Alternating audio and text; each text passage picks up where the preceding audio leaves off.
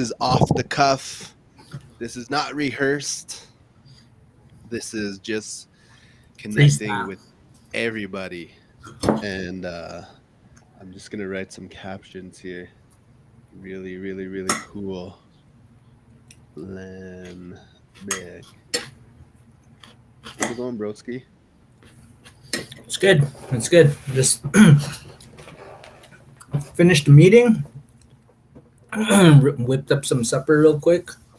That's good. Lamb But back. Ooh, I like that. still not no supper at all. Oh man, that's Going twice. hard. Hey, what's up, Power Times family? If you could hear me, give me a shout out where you're watching in from so I could shout you out. I could give you a little bit of props. I could see where it is. I don't even know. I'm on the system here and I'm hoping that comments come through. And if they do, I could see it. But yeah, give me a little shout out where you're watching in from. And hopefully on my end, the comments will come in and they'll actually show. But yeah, we're here today. I'm live with my brother, Mr. Nate K. We've been bros for so long. Back when we were young and we were hungry and we had dreams and goals and we still do till this day. But uh, just at a different time in our life, man. It's really cool to still be connected and still work on our goals together. But I don't see any any comments at all. And oh, there we go. So we got Spirit Deer Clan. I'm from Vermont. What's up? What's up? We got Wesley Big Track from Spirit Lake, North Dakota. I got to spend some time in Spirit Lake. I was trying to go there for the Sundance, Mr. Richard Street, back in when we're allowed to travel and all that kind of cool stuff. But we got hello, Mitakiapi, Hoaxila, Wakinya, Thunderboy. We got Robert Underwood, Georgia. We got Callie in the house, broski. Sophia Marie, and hello from Montana. We got Ruben who's saying, "Yo, what's up? What's up?" Arizona. We even got a North Balford, Chris Bird. What's up? Arizona. We got the YouTubes in the house. Hope Koda watching from Manitoba, West Texas. I don't know if I could keep up now. All the comments are coming in, bro. I see Oglala him. Lakota. I was just reading Black Elk. I finished it today, bro.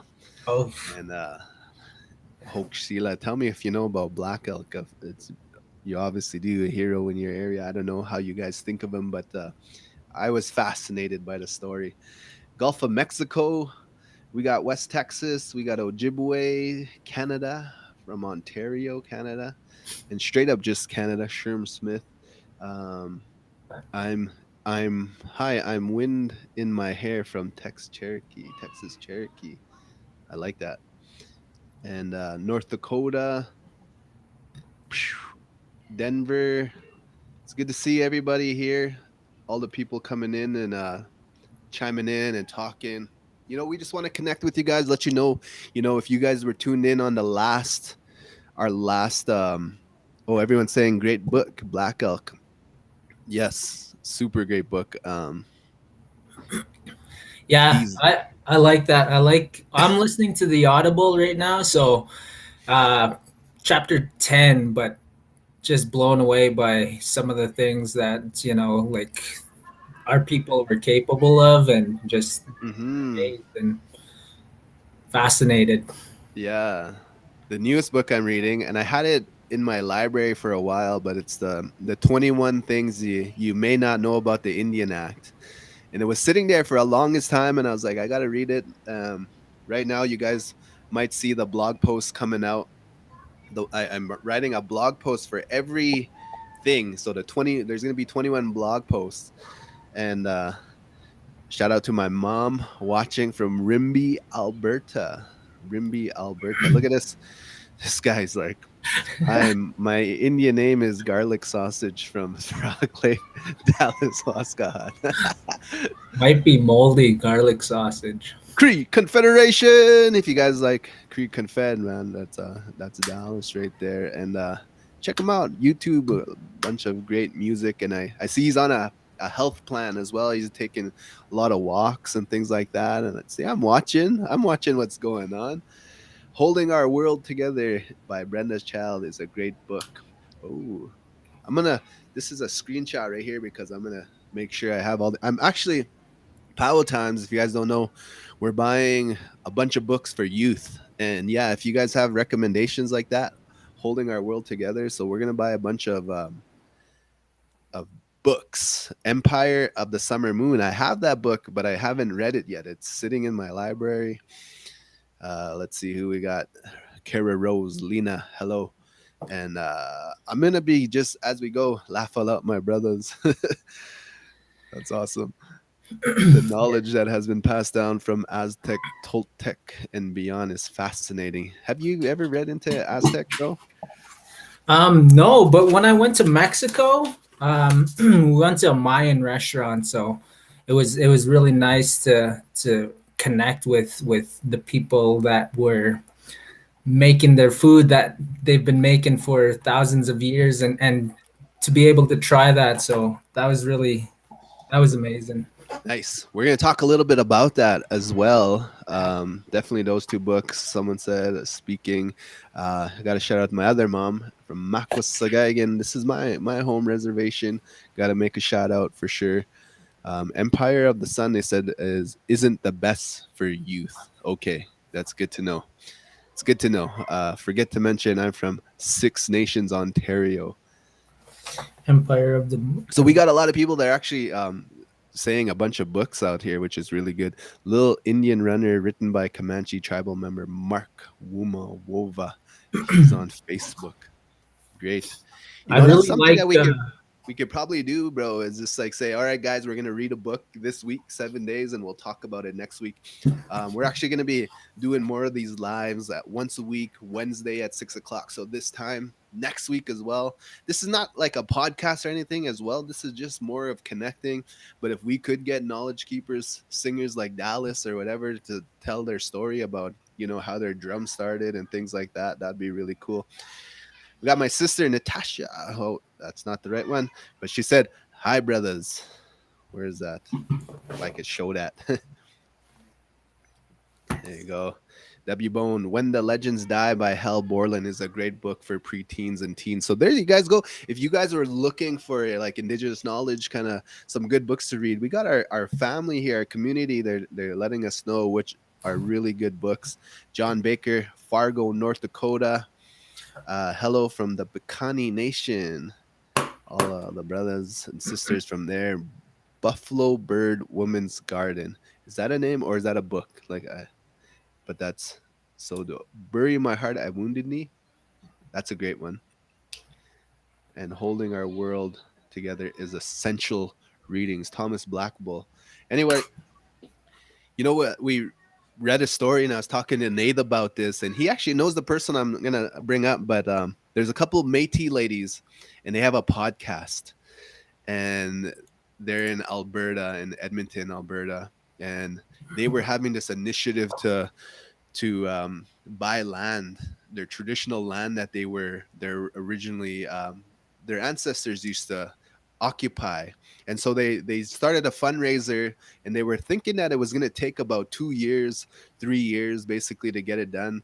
But what happened was an angel sugar daddy, land daddy, or whatever they called it, uh, anonymously contacted them and gave them all the money, and they bought like hectares of land, and then they said they're going to use it for indigenous people, black people, people of color who want to connect with the land. But it's kind of up north area, and then we had this idea, and we were talking about utilizing land and getting land, but doing it in a way where there's no government, no Indian Act, no any of the political things of land ownership. And we wanted to do it where we could bring youth to the land, uh, families to the land, but one of the cool things we wanted to do was agriculture, and that's kind of why we brought Nate here. He's into agriculture, he's into renewable energy, things like that, and we wanted to teach the community. We didn't want to make it just us. We wanted to make it more of our Powhatan's family kind of thing, where it was a together initiative, and we could have a youth camps there where we create composting and renewable energy, solar, hydro. I don't know. Nate knows more about that industry. I'm pretty good at gathering people and getting events going, like little powwows or round dances and things like that. So um, that's kind of what we were talking about last time. And then things happen really fast within the week. I just want to bring you guys up to date, but our bank, we talked with them and they kind of shot us up to the higher ups of people to have that closer conversations. Indigenous tourism, we reached out to them and we just everything started moving really fast, which is really cool. And it's looking like we could probably make this happen this year where we'll have like Powhatan's land and we could do some really cool things with it and teach youth how to live off the land. Hopefully we'll be hunting there, we'll be growing vegetables, we'll be making some solar panels and all kinds of stuff like that to make it all run on its own, be self-sustainable. And Nate, that lady, hey, part of the podcast and all the things that Well, they were doing, right? yeah, well, I don't know her personally, but she does have a book out. It's called Indigenous Rights by Chelsea Vowell. So she's part of the ones. What I'll do is I'll post the link in the chat, and then um, yeah, so she's an instructor at the University of Alberta, and then yeah, they got that land, so 65 hectares of land, and it's up by Lac Saint Anne. So that was amazing. But also wanted to mention that listening to Black Elk, that there was a part in there that the U.S. Army confiscated. What was it, like 3 tons of food from them, for that they had for the winter, that Yeah. they gathered and prepared for their tribe for the winter, and having that taken away, like they became dependent on these agencies to feed them for the winter. And I think, like, right today we have the tools, we have, we may not have the knowledge, but like, it's never too late to learn. It's this is part of our process.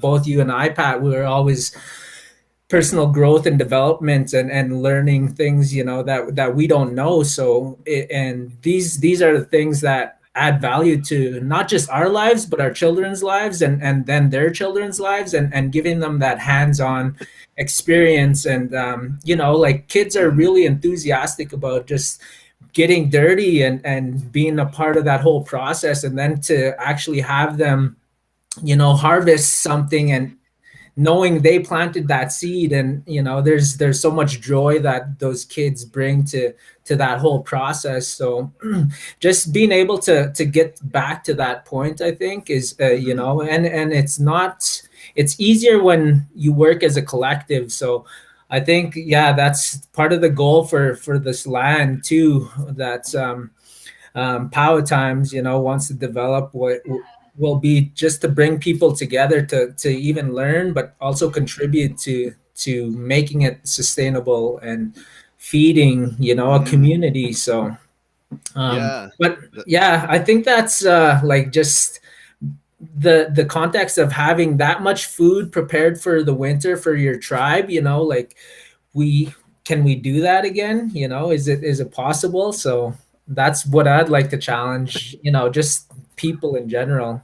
mhm. Which is awesome, man. Yeah, like I got so much knowledge from you. There's some people here doing some great things.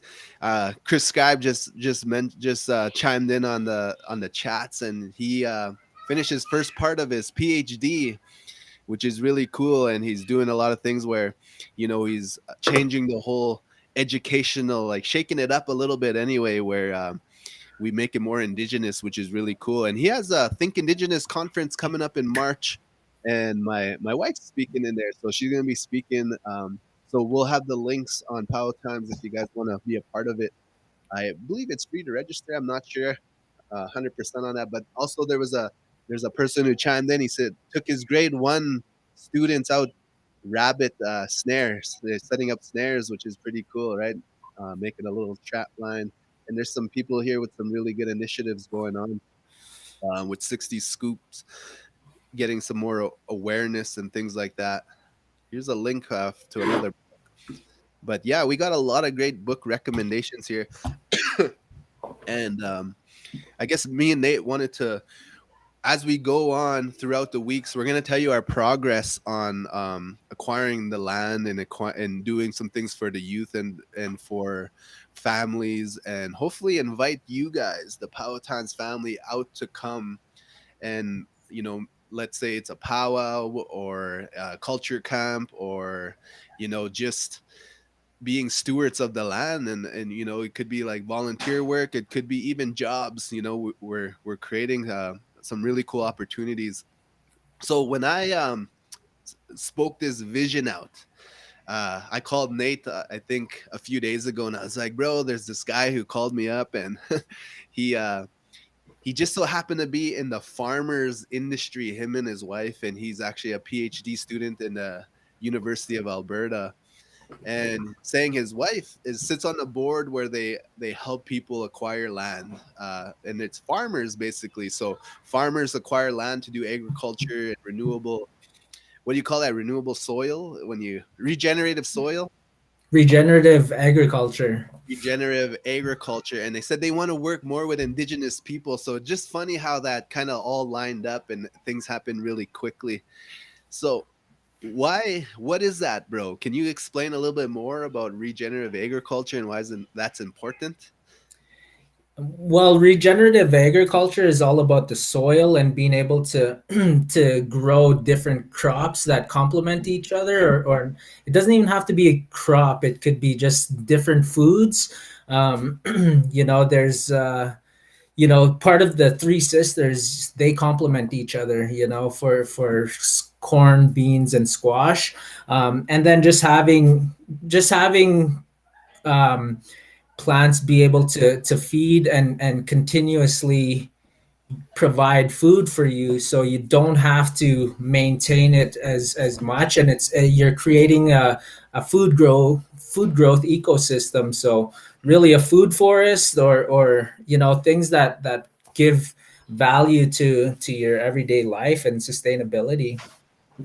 Nice. And so, part of the land project that we have is we want to feed communities, basically indigenous communities, surrounding areas, and but also be a part of industry. So and that will give indigenous people opportunity for employment as well.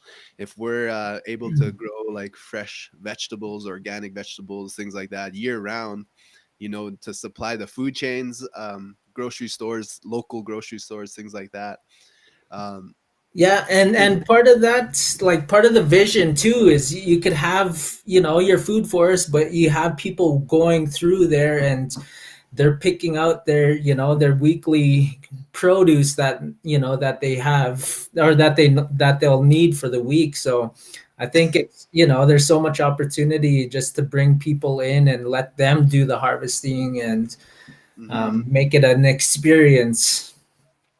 So basically, we're trying to figure out how to make this more of a Powhatan community thing, how to get you guys involved. I don't know if that means like a fundraiser online, a Kickstarter where you own a little piece of what's going on. Trying to figure out kind of the whole logistics of everything like that. But things, ever since we talked about it, things been moving like that really quickly. But a part of that vision is we want to have our own event center, basically our own gathering center as well. And basically, I'm modeling this off of what's already successful from another province, is Wanaskewin, right? Wanaskewin, they have their land that's been untouched for I think since time immemorial, and they have buffalo roaming there, and they have this big event center, and they have a art gallery, a museum, all kinds of things like that. And so kind of have a vision over here so we could gather and just back in the day, we had our own little trade routes, our own little systems of things like that. And so we would like to have that across Canada and have some gathering centers, our own land, kind of land back without the political kind of hold on everything. Um, Yeah, and I think just to be clear, like I don't know everything about, regenerative agriculture. I don't know everything about sustainability, but just by putting this out there, maybe there is some people that know some things about, even like for building a sustainable dwelling, an earth ship, or mhm, there's gray water systems, water capture systems. So just different systems that kind of help make it a sustainable community, that just mhm, everything is there, but it just brings in the people with the right knowledge and the right skills. So make exactly. it easier. It'll make it so much easier than us trying to know everything and trying to do everything. So Mhm. yeah, just being able to reach out and connect with people with their skill sets or maybe their knowledge, and make it easier, more efficient for us to get to from to the end goal, I guess. Yeah, and I found out very quickly, the bigger your dreams, bigger your projects, you need a good solid team, a good solid team with some good skills to actually make it happen. um, I learned pretty fast, and it really helped me in my life. It's not it's the who, not the how, right?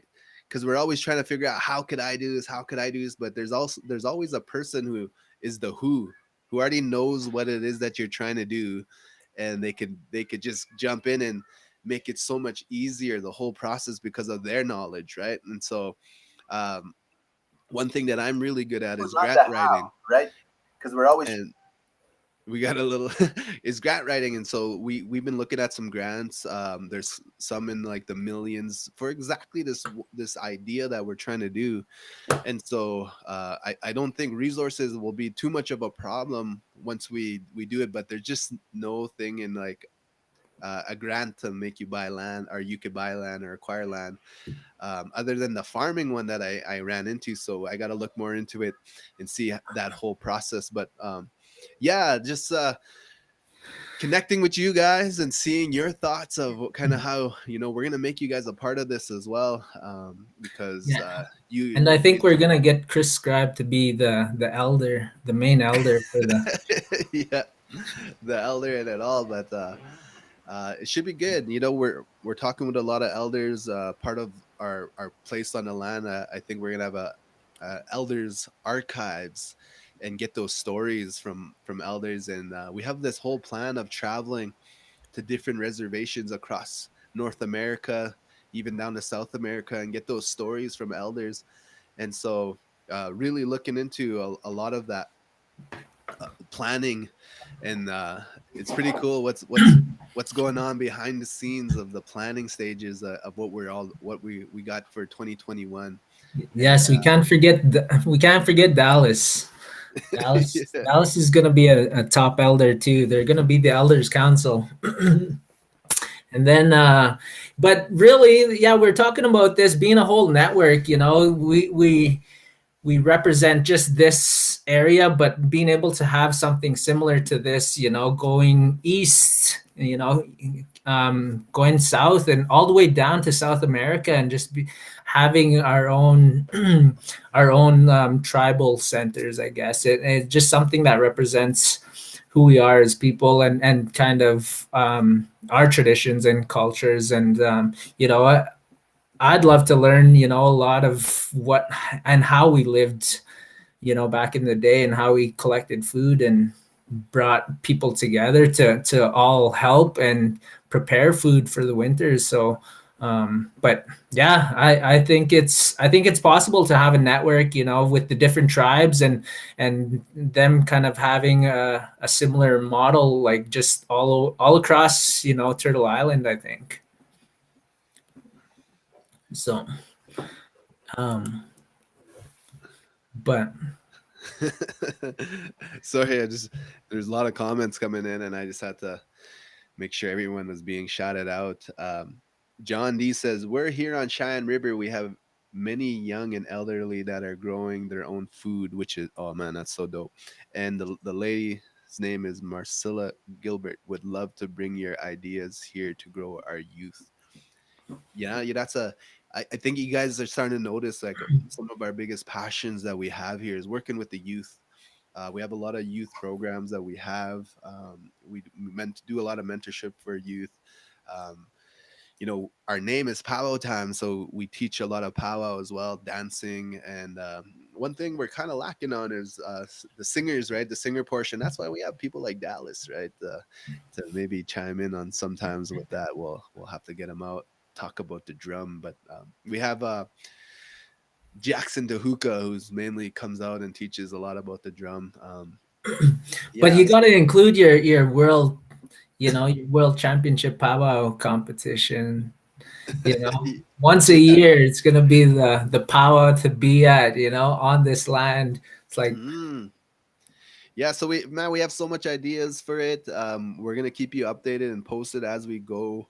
If there's any sugar daddy land daddies out there that want to reach out, man, reach out. And uh, but yeah, the topic of agriculture is touched on in holding our world together. So that's that book. So I'm gonna have to go and pick that up as well. So I didn't order the books yet. We're gonna order about $3,000 worth of books, and in our local area, hand them out to youth, and that's our way. If you guys were following along any of the blog posts that we've been writing, we've been talking about the Indian Act, and I know that they have a similar kind of thing that happened in the United States as well with their act to govern Indigenous people, but a little different. And then so our youth right now, and I know it's across North America, South America, um, has that disconnection with culture, especially those living in urban environments. And so our initiative basically with Power Times is connect them with culture and be a doorway to it. And so if we could give out some books and things like that, that will really help them connect with culture and things like that. So doing our best on our end, it really helps when you guys engage and share the content, share the blog post, share anything like that, and it helps us reach more people and messes with the Facebook algorithm. Here's how Facebook algorithm works, right? If you have like 100,000 followers on your Facebook page, they reach like organically, you'll reach about 1%, 2% of the people within your following. And the reason is, in the beginning it was like TikTok, you can make a video and it just went viral. That's how Facebook was in the beginning. But now they want you to boost the post so it reaches your own following, which is pretty crazy. So you have to pay money to reach your own following, and then that's how they're $1 billion company, right? So you have to advertise within your own tribe basically to get that reach out. So in order for us to disrupt that algorithm is for all you guys to like and share everything, right? As much as you can, and truly appreciate that. And that kind of shows Facebook that this is content that people like to read or watch or listen to, and that messes with the algorithm and it gets more organic views and things like that. So that's how we can get a message out there pretty quick. And so yeah, Nate has what is 7 Gen? Let's talk a little bit about 7 Gen, what you've been up to, and give some information on that. 7 Gen. We're hosting a summit. We did a summit that brought together 200 indigenous youth from every province and territory in Canada, and they learned about renewable energy, environmental initiatives, and it created a space for them to see other communities doing um, clean energy projects, and they saw that this is a growing industry. There's a lot of opportunities in it, but they realized that indigenous people were leading these projects, and they realized that indigenous people and communities are the ones that are pushing these clean energy projects the most, not just here in Canada, but all over the world too. So, and now it's like it seems like the rest of the big industry is getting involved, and I think with it being the fastest growing industry and the indigenous population being the fastest growing population, a lot of those opportunities could be filled by indigenous youth, indigenous people, and these are industries that are going to be continuing to grow for the next 30 to 50 years. So being able to build capacity for our people in these initiatives, it's it's something that's going to meet a demand. So just trying to build capacity and expose indigenous youth to the opportunities in the clean energy industry, not just here in Canada, but all over the world, really. So it's growing exponentially, and our populations are growing. So this is something that we could prepare our youth for, to get employment, to produce economic benefits for our Mm, people. definitely, man. That's it's a good initiative that you guys are doing. We have Justice Stone Rattlesnake. My son loves to sing and wants to teach him more about it. He has two drums now and is always using them. And he's a little mushroom. Just kidding. He's been a dancer and singer since he could walk and talk, and taught me how important it is to follow the red road. There's a lot to that. But that's awesome. Our kids teach us so much. And I always see, even my kids, when we first took them to a powwow, when they hear that drum, they start moving. It's as if that it's in that blood memory, right? That blood memory of what we have, Yeah. regardless of your.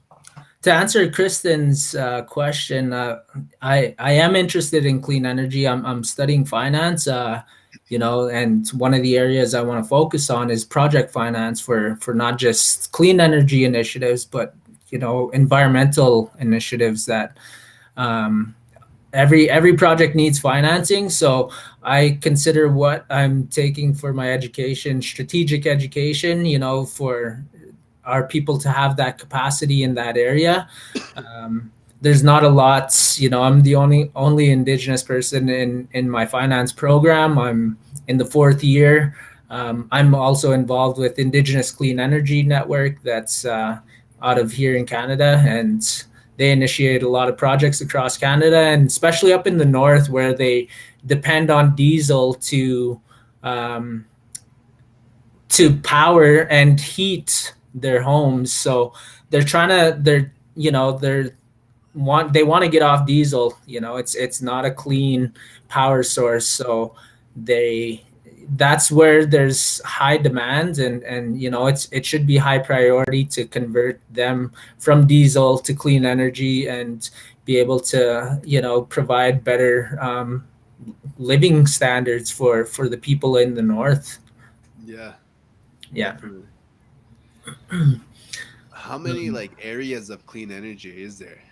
So there's multiple areas. There's hydroelectric, there's solar, there's wind, there's biomass, and those are there's waste heat recovery. That's kind of a new technology where they're reducing emissions in the oil and gas industry. So they're converting that wasted heat into power generation. Mm, Yeah, and then those are some of the main ones, the big ones. There's other ones being developed too. So it's always a constantly changing industry. So it is good to kind of stay up to speed, but like technology is advancing exponentially also. So just being able to be exposed just to some of that, there's opportunities everywhere. You just have to mm. look. I know Elon Musk said he put out a challenge, right? So whoever has the best idea for to reduce carbon emissions or something like that, you win, like, I don't know, what is it, 10 million or something? Yeah, carbon capture, but Carbon capture um, systems. Yeah, so if that'd be so sweet if an indigenous person won that. I also watched a documentary called Kiss the Ground, and it's talking about how we need to repair the soil. Like the agriculture industry just destroyed it, and the government gives a bunch of subsidies, and those are those are handouts paid by the taxpayers and stuff. But you don't see them getting attacked or anything. Just but um, the soil, they depleted it down to dirt. It's not soil anymore. It Hmm. barely grows anything without pumping it full of pesticides and herbicides, and all of those were created by the atomic bomb or the world war eras. So they used a lot of those chemicals that they were building bombs with. They had to get rid of them somehow, and they converted them into pesticides and herbicides. And that's they made a whole industry out of it. And the government let them get away with it. It just, yeah, it's something that's, I just, yeah, couldn't wrap my head around. So yeah, but there's ways. The soil is stripped of nutrients, and they need there's a way to repair that soil. So you have to rotate different plants and different, that's part of regenerative agriculture. On that documentary, there was a guy who talked about his crops needing a bunch of um, chemicals to grow crops, but then he was hit with a couple hailstorms like for 3 years in a row, and then a drought happened on the fourth year, and he learned, that his soil wasn't producing. It needed all these chemicals to produce, and he learned the ways that they did it before the world war era, and before they had to use chemicals to actually grow crops and stuff. So yeah, he's proved a good case for getting back to regenerative agriculture and repairing the soil. So, and with repairing the soil, that draws down a lot of the carbon emissions. So um, yeah, it's one of the methods that we could use to make the world a better place. For our children and their children. Dope. And I think part of the reason why we want to do the land project is because we want to show innovation to other people, and kind of all these things that people are doing. We want to do it in a really cool way where we do a lot of promotion of what land could look like when it's healthy, right? And basically be, because we're in a heavy oil industry area where we live, and it goes off those fossil fuels and heavy agriculture with a lot of chemicals. I think we could be the change, and that's kind of And what.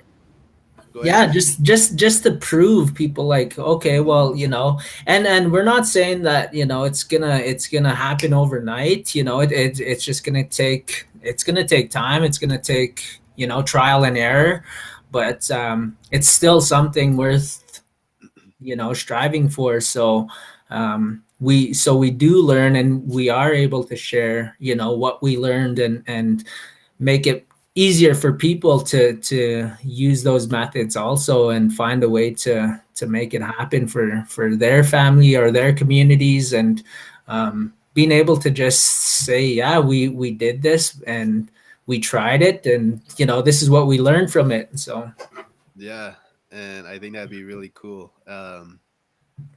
This past year as well, I got more into hunting. Trying to figure out how to just live more off the land. And man, when you're doing that, when you're out there and you're hunting, you just have a really higher respect for animals. You know what I mean? And just um, to have the hunting, to have the agriculture, the vegetables, to have renewable energies, kind of going back to truly living off the land. That's kind of where we're heading. and create a bunch of YouTube videos along the way to keep you guys informed, and some lives. I seen Jill Wagner's like, when I can help, I'll help.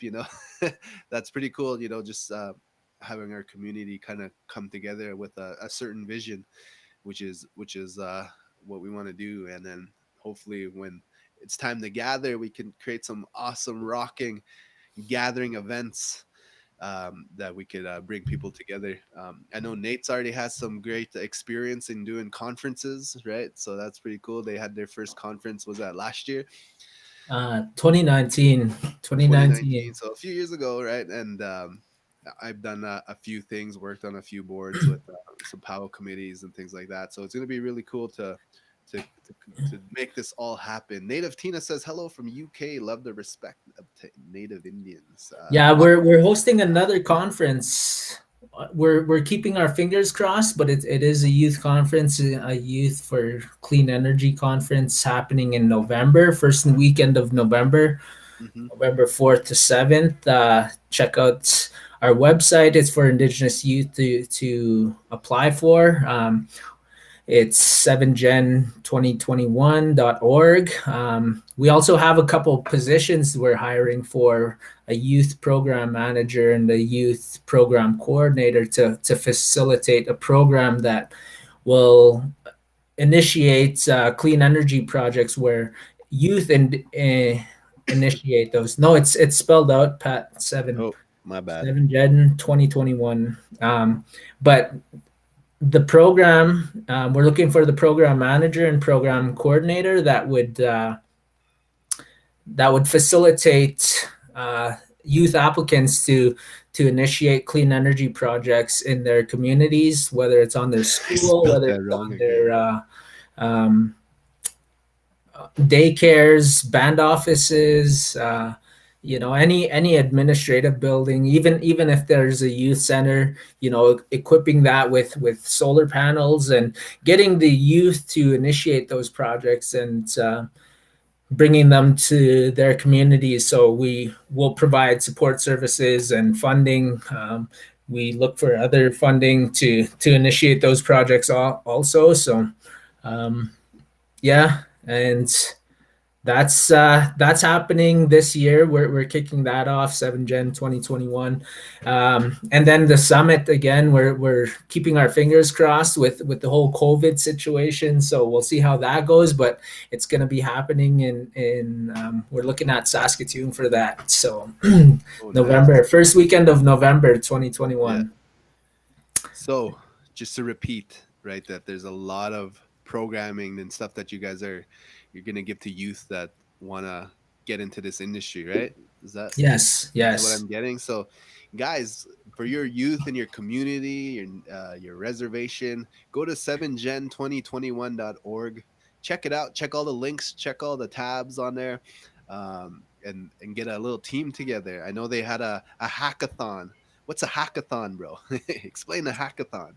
So that was a competition for the Indigenous Clean Energy Network's e-gathering, and that competition, the hackathon competition, was to explore what it would be like to bring EV infrastructure to Indigenous communities, and some of those had more for social causes, such as medical transportation, having a transportation van that was fully electric and having the charging stations, and that's another industry that's growing exponentially. So encouraging your youth to get the skills to be a part of that industry. They could be engineers, they could be project managers or technicians, battery technicians, installing all of these EV charging stations and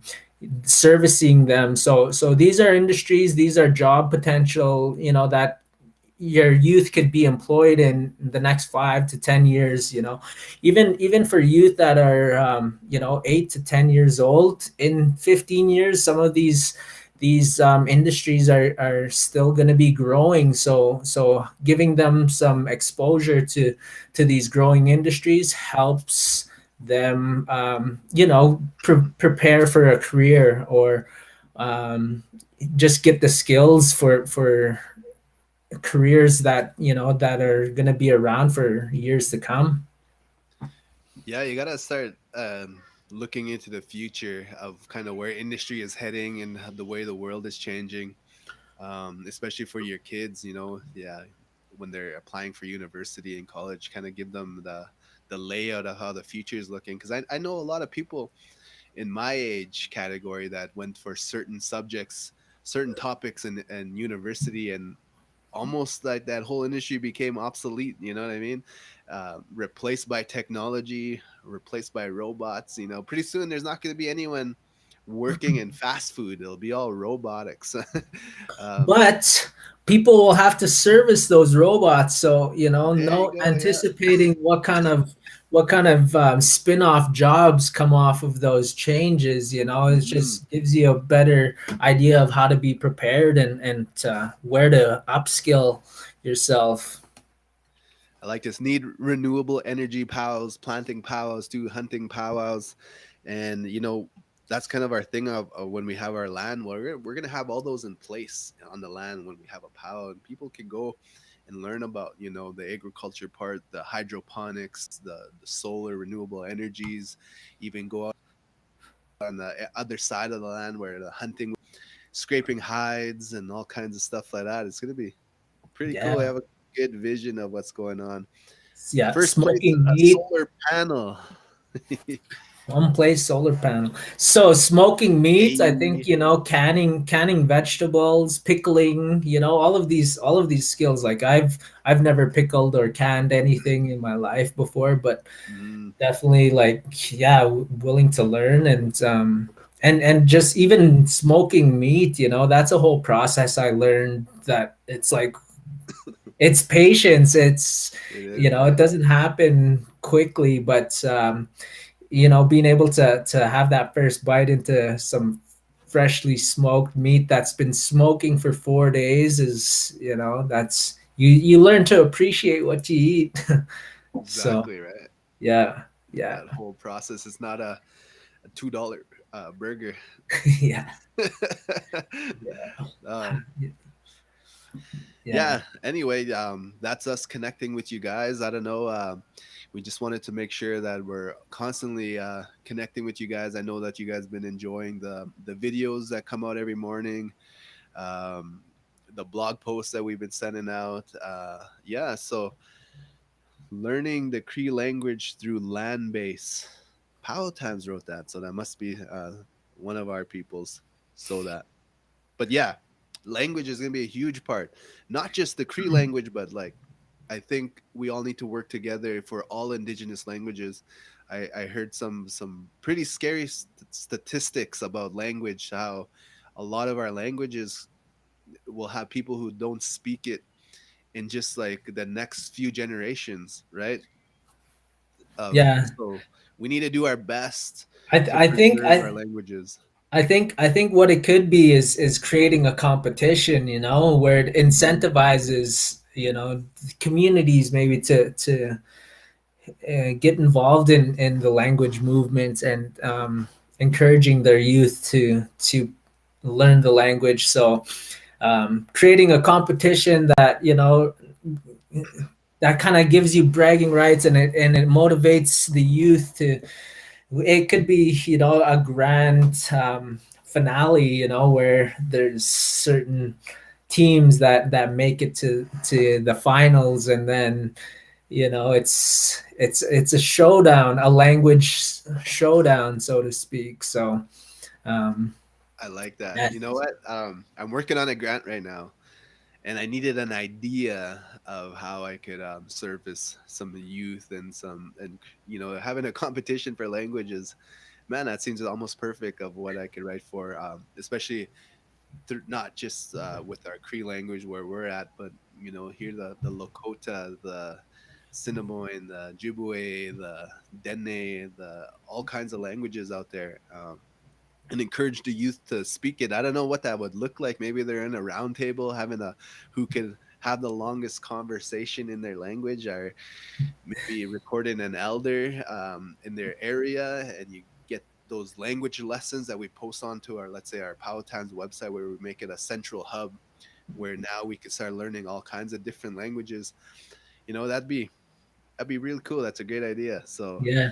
And it could be, like judged by elders that understand the language, that, maybe mhm. they're telling a story in the language, and there's some funny parts, and those funny parts are spoken in the language, and then the elder, you can get the reaction from the elder by them laughing or something. But I think, yeah, there's different ways to explore that and just see what that looks like, and moving forward.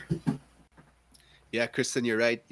That's how our whole repeat after me Cree program is structured, to not teach people how to read and write the language, but more just speaking it and connecting physical objects or movements to language. Um, and that's we're right on that philosophy. So that's awesome. Yes. Cool. And we unpacked a lot. We had a bunch of people mention awesome books that I don't even have yet. And I buy a lot of books and I read a lot of books. So it's cool to have that list. I'm going to have to go through all the comments there to remember all those books, write them down, order them. Um, Yeah, I was and trying to write them down also. I got Empire in the Moon, Little Indian Runner, When the Legends Die. Um, nice. yeah, so some of them, but yeah, I would recommend checking out Indigenous Rights by Chelsea Vowell, and The Inconvenient Indian also. I thought that one Yeah. was Yeah. a good one. Yeah. I have a lot of those books, and just um getting up at 5 a.m. now for the past month and reading. I'm reading every morning. So I have a section for my morning routine where I read about a half hour at least, just to bust out some books. So that's how I finish Black Elk, is those 5 a.m.s. After my workout, I'll read for a half hour. And, when You should you, actually you should share your Savor acronym. I'll do it quick, right? For Yeah. those of you who want to be morning people, and I knew a lot of successful people, they wake up in the mornings early, and it's a common trade. But even with our indigenous people, that was our way. We'd get up before the sun and get up in those 4 a.m.s, 5 a.m.s. And I wanted to make sure that I have time with my kids after school. And I found myself always working after school. And so I wanted to r- have a remedy for that. And my big reason to do it was for my kids, that I had to get up early. And so I tried before, and I was getting up at 5 a.m. through willpower. Like, oh, I'm going to get up when the alarm goes up. I'm going to get up. I'm going to wash my face. I'm going to make it happen. And I just couldn't keep up with willpower. And so I needed a plan. And here's a good book if you guys want to read it. It's called The Miracle Morning, and it teaches you how to wake up early and have a powerful morning routine. And basically, what this guy did was he studied all these really successful athletes, celebrities, all these people who are killing it. They get up real early, and he has this thing called Savers, which is a morning routine to make your morning powerful. But he has this technique on how to be a morning person in 5 minutes, and it goes like this: you put your alarm clock away from your bed. That's number one. And so it causes you to, when that alarm goes on, you can't just reach for it and say, I'm going to snooze for another 5 minutes. Um, and so you have to get up. So I have my alarm clock in my bathroom. And so when I hear it go off, I have to get up and go to the bathroom. And when you get up from your alarm to your bathroom or wherever it is, you're still sleeping, you're still tired, you're not fully awake. And he says you have to have an immediate goal after your alarm clock. And so my immediate goal after that is to brush my teeth. And I find once I start brushing my teeth that I start waking up. And then after that's good, I get my workout clothes on, and that kind of mentally connects that it's time to get moving. And then by that time, I'm awake now, which is good. And have my alarm clock. I mean my coffee pot programmed for that morning, so that also helps out a little bit. But savers, I'm just gonna go through it. So if you have a notepad, it's an acronym. So S stands for silence, where you meditate, you pray, you smudge up. That's S. A is affirmations, where you tell yourself, I'm committed to this, whatever you are trying to do. Like, I'm committed to being in the best shape of my life by June 1st, 2021. So I have a specific date, what I'm committed to, and that's how you do affirmations. I'm visualizing the land, like it, and where Power Times is going. E is exercise, and that's where you do your little exercise, your little 7-minute exercise. R is reading. That's where I read Black Elk, read indigenous books. And S is scripture. So you're journaling and you're writing your goals down. So hopefully that helped you out. That's really quick of the miracle morning. It teaches that whole process. But yeah, it says Jill Wagner says, I desperately would love to learn all cultural languages. Praying at the schools, universities will start our culture to teach a truth about us. Absolutely. Read Sweetgrass and the three phases of peace, Black Elks. I when I was reading Black Elk and it was telling all the books that he had out. So there's a few more that I have to read, which is awesome that you wrote that. Good evening, Romeo. Sweet. All right, guys. I got to rock. I got another meeting I have to be a part of online. But thank you guys so much for watching. I'm gonna figure out what to do with everyone who engage, everyone who comment. Maybe we'll send out a Pow Time sweater to one person out here. Just a way to give back to those of who were commenting.